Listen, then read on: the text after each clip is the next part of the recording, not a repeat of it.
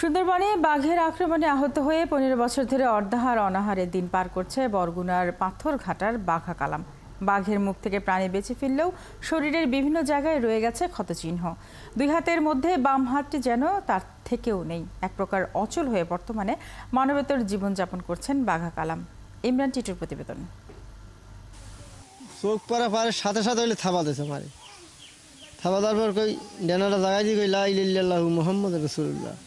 আল্লাহ কি না কি হয়ে গেল আজকের আমার। এভাবেই সুন্দরবনের বাঘের আক্রমণের বর্ণনা দিচ্ছিলেন বরগুনার পাথরঘাটার চরদোয়ানি গ্রামের আবুল কালাম। ২০০৯ সালে বন বিভাগের অনুমতি নিয়ে সুন্দরবনে কাঠ সংগ্রহ করতে গিয়ে বাঘের আক্রমণের শিকার হন তিনি। বাঘের মুখ থেকে ফিরতে পারায় তাকে বাঘা কালাম নাম দেয় এলাকাবাসী।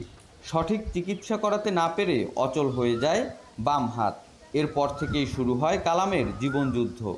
আমার জায়গা জমি কিছুই নাই, আমি সরকারি জায়গায়।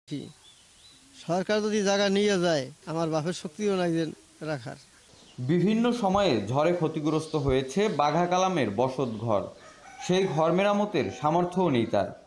স্ত্রী কাজ করেন এলাকার বিভিন্ন মানুষের বাসায়। মানুষের বাড়ি কাজ করে সংসার আদি একটু চালাই, ঘর দুয়ার হাত নাই, ঘর দুয়ার ভাঙ্গা চূড়া হ্যাঁ উডমুখি দেয়া, স্বামী একা দিয়ে কাম করতে পারে না। ডানা ভাঙ্গা সে পঙ্গু হিসেবে তার খুবই কষ্ট আর কি দিনটা। স্থানীয়রা বলছেন বাঘের মুখ থেকে ফিরে এসে অর্থনৈতিক দৈন্যদশায় আবুল কালাম। সরকার সহায়তা করলে শেষ বয়সে দুবেলা খাবার খেতে পারত পরিবারটি। 2জন মানুষ ব্রই গেছে, এখন আর খাওয়ার মতন কিছু নাই। ওই একা দিয়ে যদি একটু পারে তা করে, আর না পারলে না। চলতে ফিরতে জন্মের কষ্ট। পাথরঘাটা উপজেলা নির্বাহী কর্মকর্তা জানান আবুল কালামকে বিভিন্ন সময়ে চাল দিয়ে সহায়তা করে সরকার।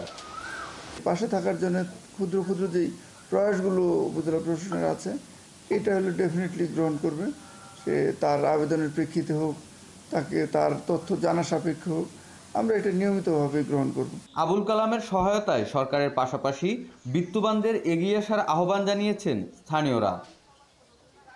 ইমরান টিটু, ৭১, বরগুনা।